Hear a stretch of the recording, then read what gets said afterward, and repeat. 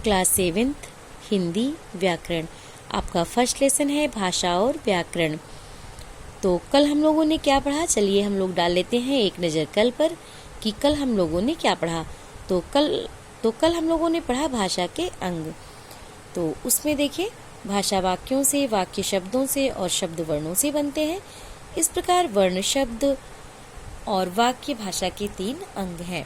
व्याकरण विचारों को सही ढंग से प्रकट करने के लिए वाक्यों में शब्दों को सही क्रम से रखना होता है। इसी प्रकार शब्दों में भी वर्णों को सही एवं नियत क्रम से रखना होता है।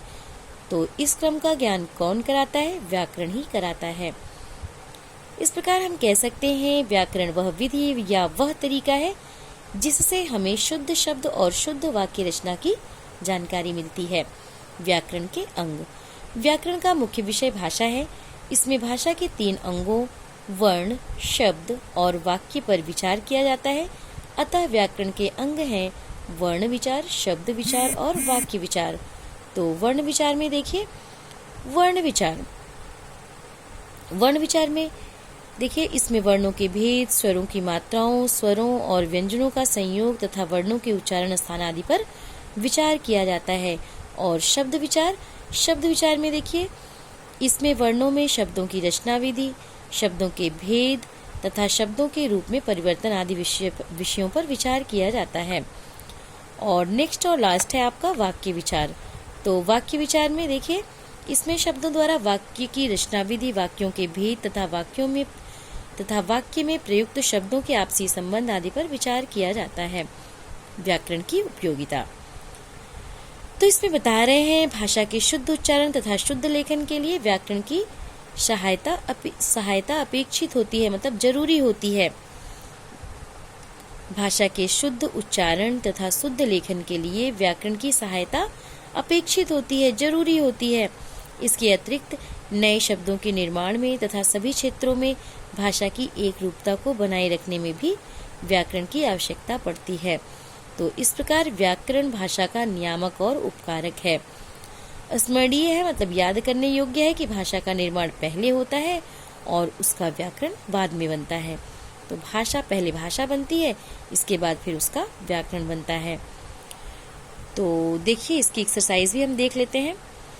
इसकी फर्स्ट एक्सरसाइज है इस लेसन की, रिक्त स्थानों की पूर्ति करो। तो इसमें देखिए भाषण भाषा का रूप है, तो कौन सा रूप है? मौखिक। तो आप यहाँ पे बीच में लिख देंगे मौखिक। नेक्स्ट है आपका व्याकरण के अंग होते हैं। तो कितने अंग होते हैं? 3। आप बीच में ये लिख देंगे 3।